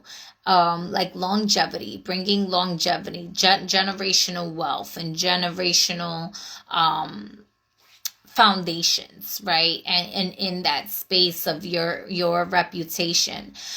Cancer, this energy is happening in your ninth house. You might find yourself wanting to like travel abroad, travel outside. You might find somebody that's like, you might get into a relationship, a long distance relationship, or a fated connection, or a soul connection with somebody across the other side of the earth, right? Or you find yourself wanting to move out, and maybe there's some delays or challenges or something like that that occurs, or maybe the place that you were thinking of going, maybe it's not exactly what it appears to be, or there's certain challenges. But again, not all of it is bad. There's a lot of like this can be resources coming in. And remember, the spirit was like, to get into more information with Saturn and Pisces video and the Venus and Pisces video for overall read of these energies. So I invite y'all to do that. Leo, this energy is happening in your 8th house. So this is taxes. This is other people's resources, right? Coming together. This is your sexual energy. This is death and transformation. So there's a possibility of, really going through a major life shift right now, a major transformation. Everybody else is going to go through it, yes, but this could be a dissolution of fears. You really getting to the deep down under core, to the root of your fears, to eradicate it, to dissolve it. Or this could even be obsessive thinking and addictions even, right? And trying, because the 8th house has that energy as well. So there's an invitation to be a little bit more sober for you during this year, Leo. And allow yourself to really get into safe words for yourself. What is a safe foundation? What makes you safe? What feels safe? And what are you reproducing with your sexual energy? You may be feeling super spicy and stimulating and scrumptious even, and alluring and attractive, and tapping into your magic. The 8th house is also magic. It's also psychology here.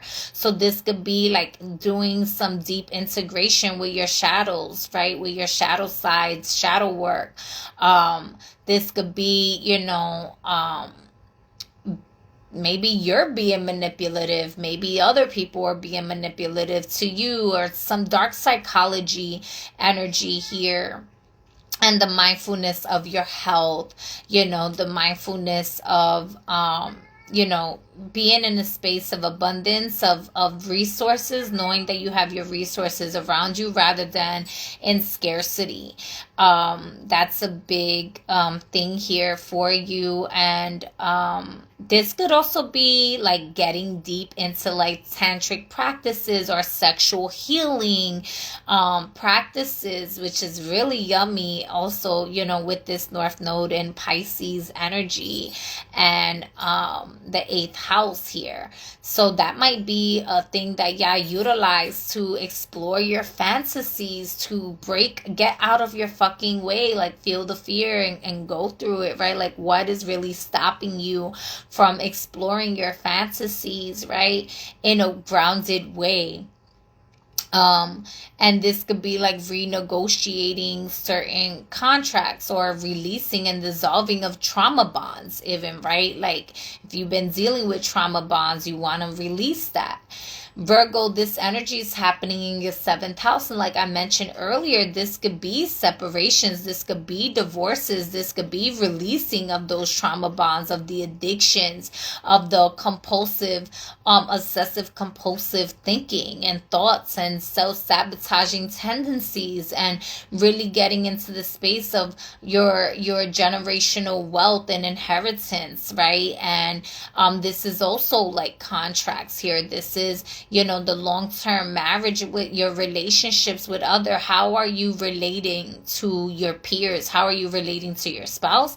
How are you relating to your parents? How are you relating to, even though this is technically like for with your spouse, this is relationships in general, your relationship with yourself, right? It's gonna tell you, how are you, what's your relationship with your friends, and how does that apply and connect with your relationship with your spouse here.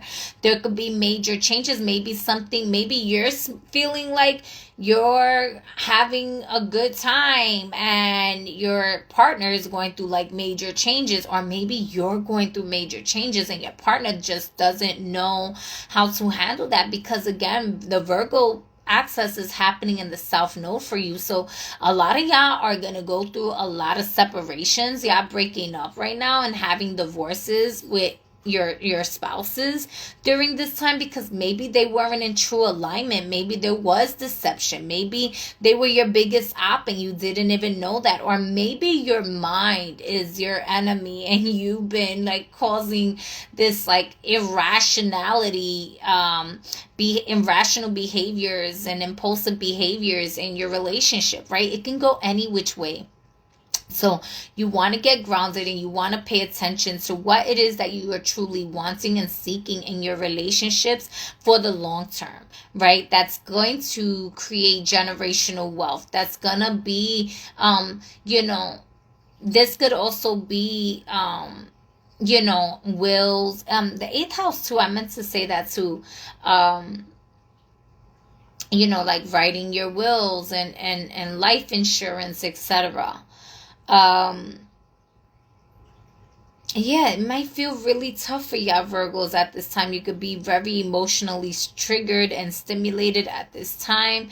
And you're gonna really like, some of you might want to take time to like isolate, and then there's gonna be times you're gonna want support, right? And so honoring where you're at with whatever is dissolving and dismantling, like your whole life can be shifting here, for you to actually get in true divine union with somebody that's an energetic pure match with your soul, with you and your desires, and not have you in a space where like you're settling or you're lying to yourself or you're trying to control the entire narrative of the relationship, and you're doing things that, God forbid if they did it to you, but if and when they do it to you, you have a big problem with it, because they are doing XYZ, but you may have been doing it to yourself the whole time. And so that's very important for y'all to really like pay attention to, but again, surrender the control from that space, because it's no longer serving you, which is why it's led to a separation or divorce,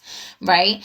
So we're gonna, there could have been like even infidelity or something like that, right? So we're gonna move on with Libra. This energy is happening in your 6th house. So this is you taking the time to heal, you taking the time to really reflect and look at your daily routines and your patterns. And there might be a need to like surrender. Maybe there's times when like you're overly stimulated and stuff like that. So and doing like too much OCD, like super cleaning, and that's not necessarily always a bad thing, but it can be if it's excessive, right? And then there's gonna be like a moment of like, I'm extremely tired right now. I cannot rush my healing process. And if that means I am allowing myself to lay down and sit for at least another hour and then get to the dishes, I'm going to get to the dishes and I'm going to wash the dishes. But I'm going to take a moment here. I'm not going to rush myself. There's a big emphasis on changes happening in your daily routine. So even maybe like sleep patterns, like, I mentioned to some of y'all, my sleep schedule has been off the hook. And my daily routines, I'm still getting done the things I need to get done. even if it's taking me a little bit longer, right? I'm not rushing the healing process. I'm not rushing, and I'm not even staying in the space of, oh, I'm so broken. Woe is me, I need to heal. No, it's from a space of I'm encouraging myself to go with the flow. Go with the flow that is best suited for me to get done what I need to get done. Not to procrastinate, not to, because that can be a real thing too, because with the snakes can be a little bit like lazy sometimes or whatever. And then with the North Node and Pisces, it's like, oh, we get there when we get there, and then it could get real messy and real chaotic, right? So again, you want to balance yourself there. This could also be that maybe you get a new pet or something is going on with a pet and stuff like that.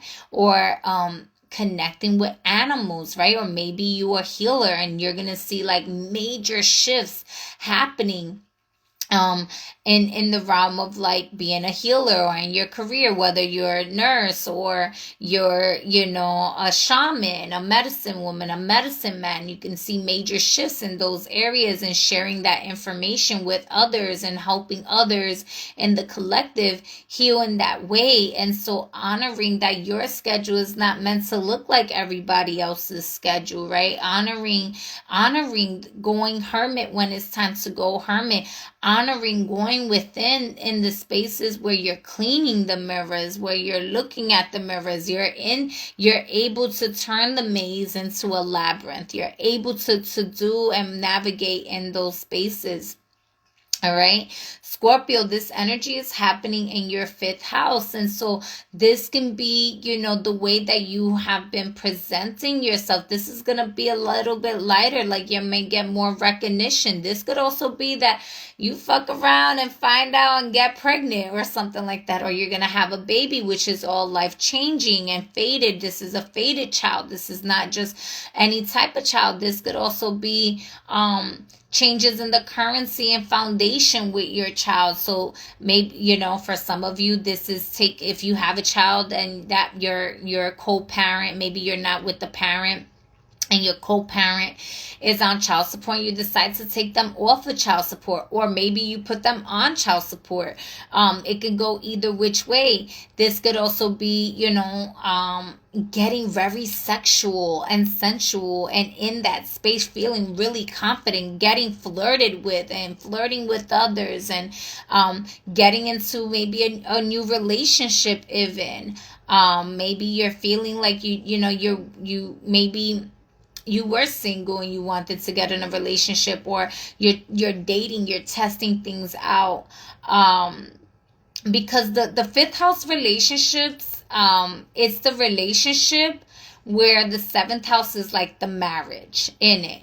So you're gaining that relationship aspect. The 5th house is also your creativity. So your the way that you project yourself and present yourself to others is being seen.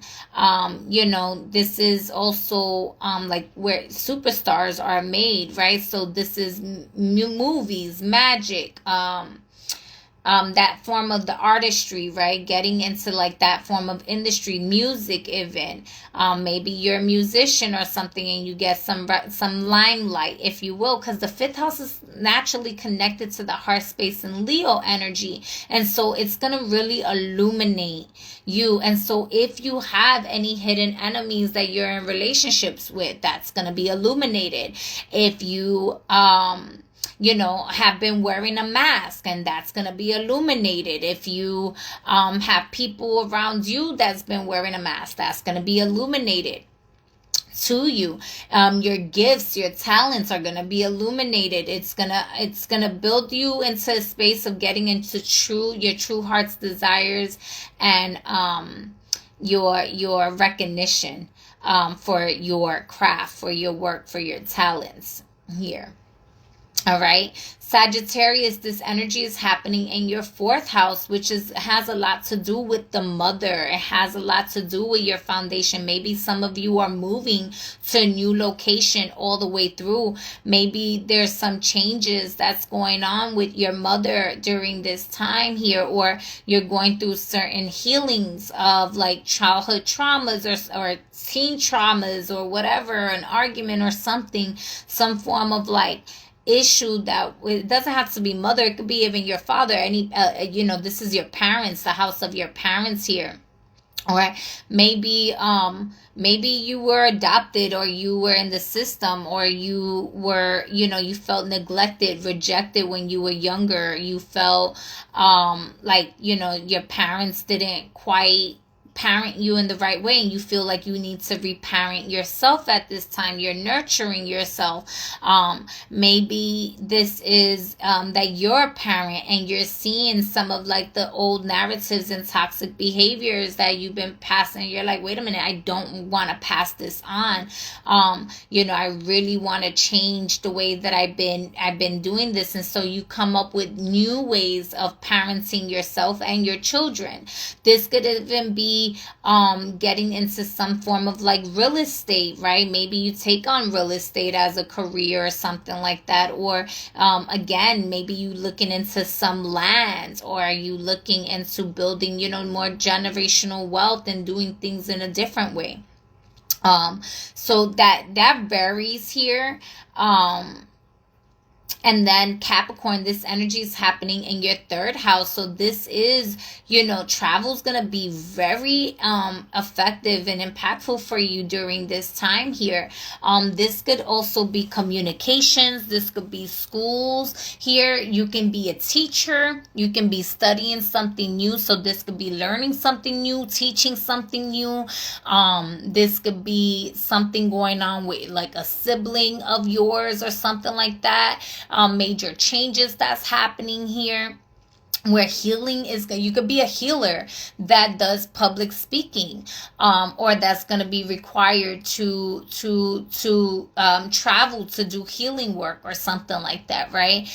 This could also be contracts, writing certain rewriting contracts, or putting contracts together.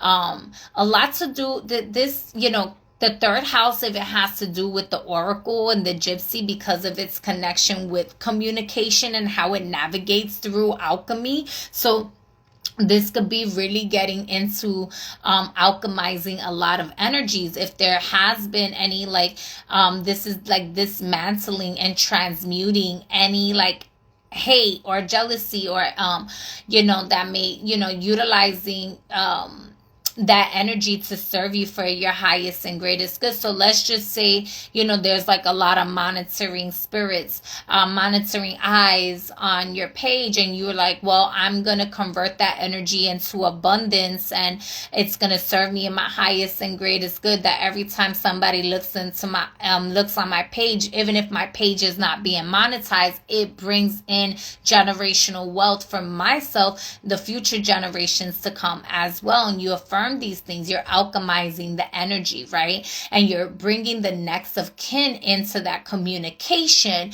because the third house is also with the children, right? It's childhood education. So you want to teach this to the youth, right? One thing I tend to do, I live by an elementary school and a middle school here, and I go around the neighborhood and I pray, and I do prayer affirmations and commandments of protection for the children in that space. And so that could be a way of how you alchemize the energy and of your neighborhood, right? Because the third house is your neighborhood. Your neighbors could be playing major fated roles for you at this time. There could be, a fated situation or event, like you're fated to be in that neighborhood at that time for certain things to happen. So take that how it resonates. It could also be moving into a new neighborhood, or getting a new neighbor, or something happening with your neighbor, or something like that, right? This is a way that it can happen for you as well. This could also be like, maybe you are a traveler or a driver or something like that, and you know, take on a foundation like that to create a shift. You know, there's what are those called, the this, he sends it to me all the time, the carriers. It could be like even being like a medical carrier or something like that. I think I'm saying it the right way. And that's for those that may resonate with that, right? And so everyone works differently. And then Aquarius, this energy is happening for you in the second house, which is about your money. This is about your value. So there's going to be major changes of currency here, your abundance flow, how you presenting yourself here, who's in alignment with your values, your meaningful, healthy connections, who's not, what clothes you want to change into, being more in tune with your authentic self and putting yourself out there in that way, as opposed to just like, you know, settling. There's no settling with this energy. It's really dissolving the frequencies that's not honoring your authenticity, that's not honoring your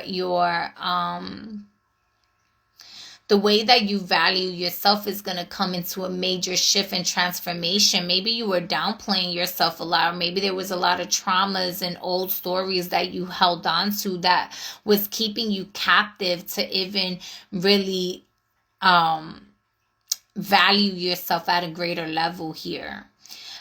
So there's a lot of that energy also. And like I said, y'all can listen to the other Saturn in Pisces and Venus in Pisces and the other waves of chaos channel message to give yourself more of an overview of this. And when we get closer to the eclipses, I will be doing another live there, and it will be more information, so you can take this and go with the flow that serves your highest and greatest good for you at this time, and be in the embodiment of your transformation, your death, your rebirth process, embodying the divine feminine flames, embodying the transformations, and take your time shedding so that your new skin can shine like silk, like fresh. You know, it's really like liquid gold, just like on the surface of your oils. Like it's your skin just naturally shining from a pure space of your essence.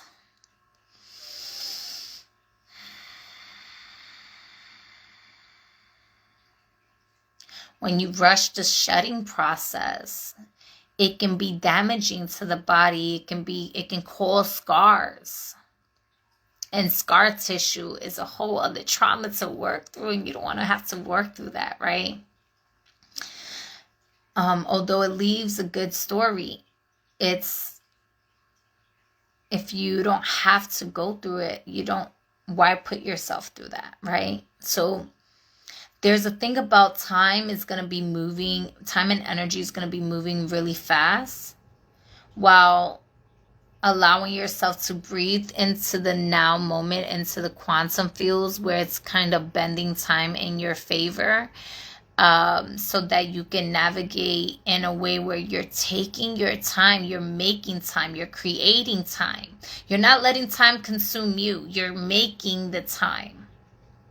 You're making the time to do the things that you want and need to do. While that's speeding up, going fast, you're able to slow down.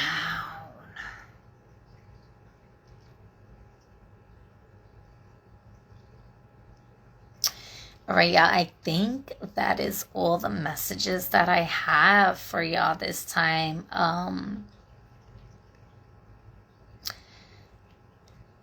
In the House of Mirrors, recognize your reflections for what they are.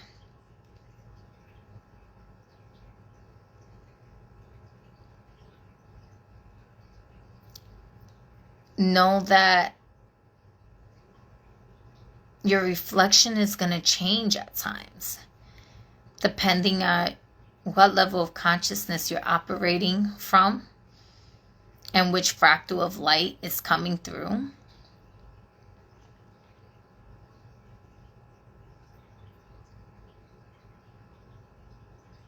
And trust yourself.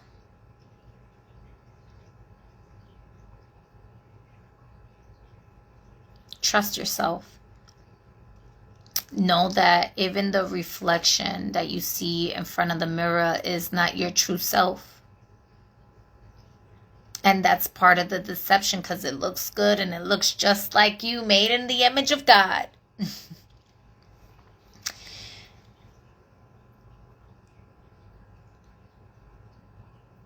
But when you are in the wholeness of oneness of things, how things manifest, that's where it can seem chaotic, because all potential and all things exist and all portals open up. Right? So, yeah.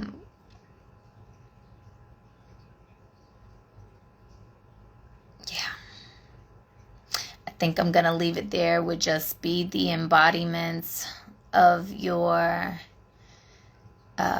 inner serpent, inner connection with Source, with the Divine Mother, and allow yourself to journey through the process of recalibrating your storyline to meet with your soul's essence, dismantling all the past narratives and histories and his stories, her stories, and deceptions, and get acquainted with thyself. I love you all. May you all have a great rest of your night, morning, whatever you want to call it at this time. It is, what time is it? It is 3:20 a.m. Okay. So, yeah. Have a good night.